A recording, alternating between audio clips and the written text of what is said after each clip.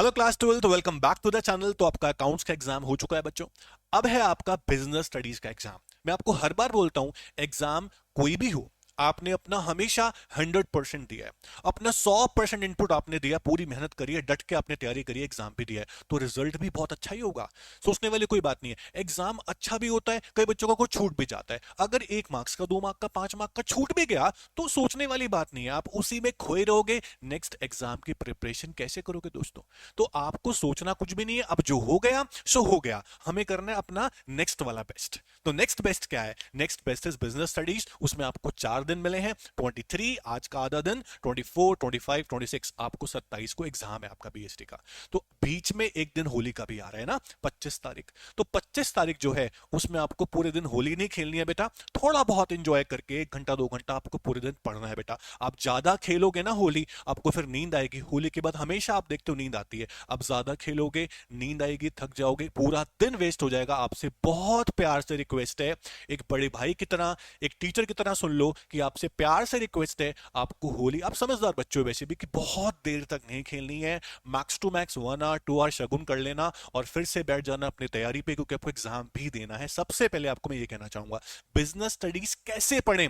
बहुत सारे बच्चे हैं, 80% बच्चा ऐसा है जिसने आज तक बीएसटी ढंग से पढ़ी ही नहीं है, और वो चाहता है मुझे 80-90 मिल जाए। तो आराम से मिल सकते हैं। ये सिर्फ मैं आपको बढ़ा चढ़ा के नहीं बोल रहा हूं, आराम से आप सब बच्चों के 75 प्लस 80 प्लस सबके आएंगे। जिन्होंने पहले बहुत सारी तैयारी करी उनके 99 99 98 भी मार्क्स पहुंच सकते हैं, बड़ी बात नहीं है।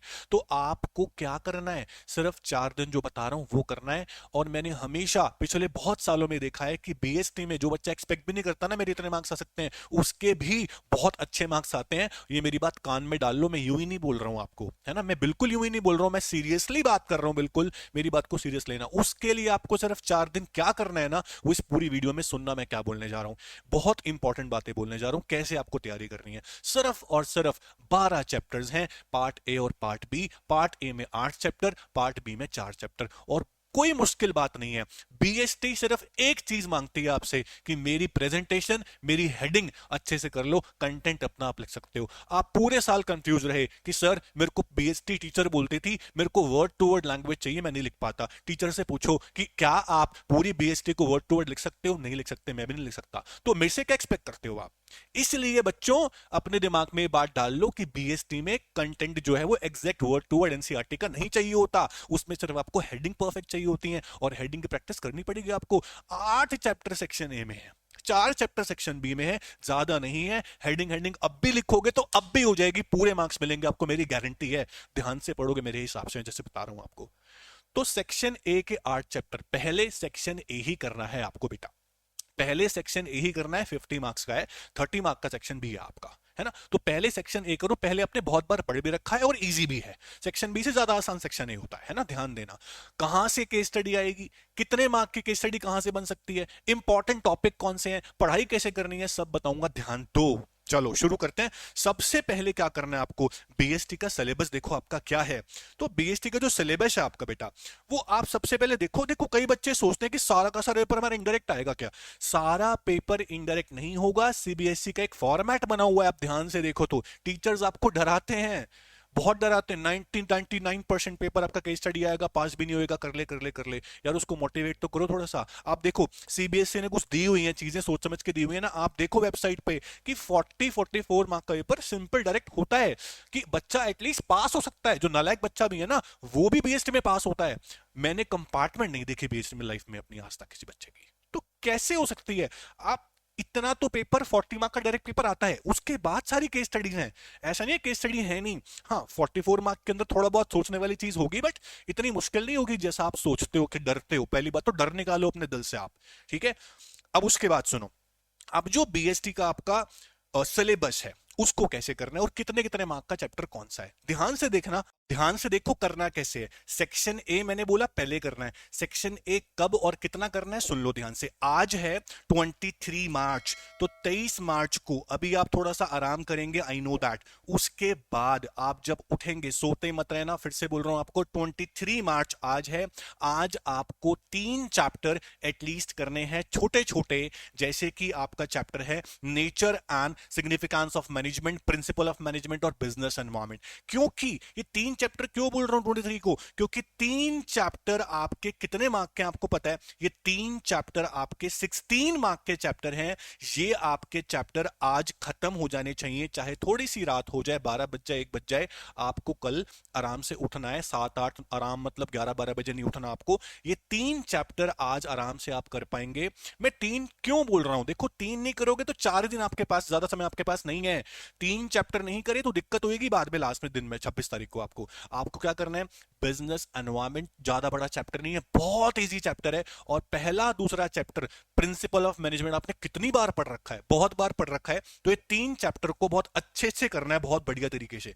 3 चैप्टर करने के बाद, और 3 चैप्टर में क्या करना है आपको, बुक रीडिंग जो करनी है बहुत तरीके से करनी है। बुक रीडिंग पूरे साल ढंग से नहीं किया आपने, बुक रीडिंग करोगे तो केस स्टडीज को कैच कर पाओगे, पकड़ पाओगे। केस स्टडी पकड़ पाओगे तो बढ़िया रहेगा, क्योंकि केस स्टडीज यहां से आएंगी, 6 मार्क की तो नहीं आने वाली, लेकिन 4 मार्क की, 3 मार्क की यहां से बन सकती है, 6 मार्क की केस स्टडी बनेगी ऑर्गेनाइजिंग से, डायरेक्टिंग से। ये बड़े बड़े चैप्टर्स हैं, तो इसमें भी आपको केस स्टडी आएगी आएगी। और मैं फिर से बोल रहा हूं, हेडिंग्स को आपको चैप्टर के साथ साथ लिखना है। मैंने बोला अंदर का कंटेंट आप लिख सकते हो, हेडिंग आपको टिप्स में होनी चाहिए। तो हेडिंग टिप्स पे कैसे होगी, जब तक नहीं लिखोगे हेडिंग लर्न नहीं होगी। 3 चैप्टर दे रहा हूं, साथ साथ करना, ये मत बोलना हेडिंग बाद में लिखूंगा, बाद मतलब वो छूट जाएगा, वो नहीं करना आपको। 3 चैप्टर्स आज करने के बाद with case studies, book reading नहीं लोगे, केस स्टडी कैच नहीं कर पाओगे, फिर दिक्कत होगी, जरूर करना। आज 3 चैप्टर करने के बाद आपका 16 मार्क्स का काम हो जाएगा 80 में से। उसके बाद कल यानी 24 तारीख को प्लानिंग, ऑर्गेनाइजिंग, स्टाफिंग और डायरेक्टिंग, ये 4 चैप्टर करने पड़ेंगे, बहुत जरूरी है। दिन कम है, 4 करने पड़ेंगे सर, ऐसा मत सोचना, क्योंकि आपके पास समय बहुत कम है। 24 तारीख को 24th को आपको करना है बेटा प्लानिंग, ऑर्गेनाइजिंग, स्टाफिंग और डायरेक्टिंग। आपको पता है 4 चैप्टर मिला के कितने मार्क्स के हैं, प्लानिंग ऑर्गेनाइजिंग 2 चैप्टर सिर्फ जो है वो 14 मार्क्स के हैं, स्टाफिंग डायरेक्टिंग कंट्रोलिंग मिला के 20 मार्क्स के हैं। कंट्रोलिंग अभी छोड़ दिया हमने कल के लिए, 24 तारीख के बाद 25 तारीख के लिए कंट्रोलिंग छोड़ दिया है, क्योंकि आप 4 ही कर पाओगे। थोड़ा करो पर बढ़िया करो, जो चैप्टर करने हैं क्वालिटी से करने हैं। कोई बच्चे ऐसे भी करेंगे, 24 तारीख को मैंने तो 6 चैप्टर कर लिए जी, भाई 6 तो कर लिए, लेकिन कुछ पूछूंगा तो आता होगा, नहीं आता होगा। आपको क्वालिटी वाइज करने हैं, लेकिन 4 करना, 5 मत करना, ढंग से हो जाएंगे। क्वालिटी वाइज लर्निंग, क्या क्वालिटी क्या होती है, हेडिंग्स कुछ भी पूछ लो, कंसेप्ट बिजनेस स्टडीज बोलते हैं मेरे को, कंसेप्ट तरीके से याद करो, रट्टाफिकेशन भी करनी होती है लेकिन हेडिंग्स की, कंटेंट आप लिख लोगे अगर बुक रीडिंग बहुत अच्छे से की हुई है तो, ठीक है। तो 4 चैप्टर करने 24 को। उसके बाद अब आते हैं 25th को। 25th को क्या करोगे, कंट्रोलिंग करना है फिर से अगेन आपको।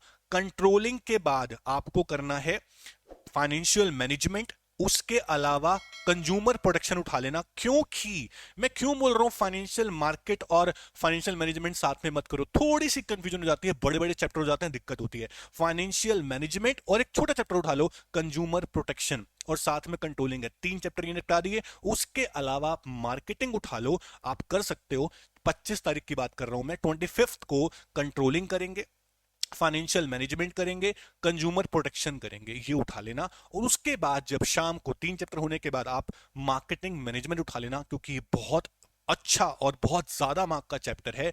ये सेक्शन बी जो है आपका 30 मार्क्स का है। 30 में से ध्यान से देखो, 15-15 मार्क के 2-2 चैप्टर हैं आपके, 15 मार्क के ये 2 हैं, 15 मार्क के ये 2 हैं। तो मार्केटिंग मैनेजमेंट के साथ प्रोटेक्शन वाला चैप्टर है। प्रोटेक्शन ज्यादा बड़ा चैप्टर नहीं है, 6 मार्क के केस स्टडी बन सकते हैं, यहाँ से एक राइट्स पे क्वेश्चन आ सकता है इसके ऊपर। तो ये मार्केटिंग मैनेजमेंट ज्यादा मार्क्स का हुआ, इसलिए मार्केटिंग मैनेजमेंट को करना आप 26 तारीख को विद एक चैप्टर फाइनेंशियल मार्केट। अब देखो, आपने फाइनेंशियल मैनेजमेंट उठाया और आपने उठाया कंज्यूमर प्रोटेक्शन, आपने उठाया अपना कंट्रोलिंग, ये 25 तारीख को हो गया। 26 तारीख को आप क्या करेंगे, बचे हुए 2 चैप्टर फाइनेंशियल मार्केट और फाइनेंशियल मैनेजमेंट, प्लस उसके अलावा 26 तारीख को ही अपनी रिवीजन शुरू कर देंगे, क्योंकि आपका 27 को एग्जाम है।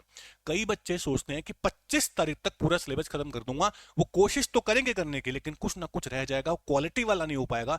26 तारीख के लिए 2 चैप्टर मैंने आपको छोड़े हैं, बस 2 चैप्टर सुबह सुबह निपटा लेना। उसके बाद जो आधा दिन बच रहा है ना 26 तारीख का, वहां सिर्फ क्विक रिवीजन करनी है आपको। चाहे YouTube 1 शॉट देख लो किसी की, चाहे आप उसमें सेल्फ स्टडी करो, क्विक रिवीजन करो, नोट्स आपने जो बनाए होंगे आज तक, तो नोट्स अरेंज करो, शॉर्ट नोट्स कहीं से, उसमें से आप स्टडी करना 26 तारीख को पूरी क्विक रिवीजन, पूरे पूरे BST की 12 चैप्टर्स की। तो 26 तारीख के आधे दिन तक आपका सिलेबस खत्म हो जाना चाहिए। रिवीजन नहीं करी तो सब भूल जाओगे, कहीं आप 26 तारीख की रात को सिलेबस कवर कर रहे हो, वो बहुत गलत हो जाएगा। मेरे पास समझ में आ रही है आपको? अगेन रिपीट कर रहा हूं, 23 तारीख को करने हैं 3 चैप्टर, 24 तारीख को 4 चैप्टर, 25 तारीख को उसके बाद फिर मैंने बोला आपको 3 चैप्टर करने हैं, और उसके बाद 26 तारीख को 2 चैप्टर बचने चाहिए, और सेकंड आपका हाफ पूरा खाली होना चाहिए 26 तारीख को, रिवीजन आप करें, और 27 को उठ के क्विक रिवीजन करें हेडिंग्स की। तो ये चीजें इस तरह स्ट्रेटेजी से आप करोगे बीएसटी को, आपके मार्क्स पूरे पूरे आ सकते हैं, डरने वाली कोई बात नहीं है। कंटेंट अपना लिख सकते हो, मैं फिर से रिपीट कर रहा हूं, और हेडिंग्स आपकी परफेक्ट होनी चाहिए। हेडिंग को लिख लिख कर देखो, पूरे दिन में 4 चैप्टर करो, लेकिन क्वालिटी वाइज करो। आज 3 चैप्टर निपटा लो विद केस स्टडीज, एमसीक्यूज भी आएंगे, बहुत कुछ है। डरना मत, बस सिलेबस करते जाना, टाइम वेस्ट मत करना। 25 तारीख को होली है, होली वाले दिन फिर से बोल रहा हूं, पूरे दिन खेलते मत रहना। अगर आप 3 घंटे 4 घंटे भी आपने होली खेल ली, आपको बहुत तेज नींद आएगी, आपका पूरा दिन बेकार हो जाएगा। होली ना खेल के सिर्फ शगुन करके आधे 1 घंटे का पढ़ने बैठ जाना, पूरे दिन आप पढ़ते रहना बच्चों। आपका एग्जाम बीएसटी का लास्ट एग्जाम आपका परफेक्ट जाना चाहिए। All the best. इसके बाद आप चैनल पर आपको वीडियो मिलती रहेंगी, एमसीक्यूज की, केस स्टडीज की, इंपॉर्टेंट क्वेश्चन उसको देखते रहना। चलो ऑल द बेस्ट, तैयारी शुरू करो। Thank you so much, take care.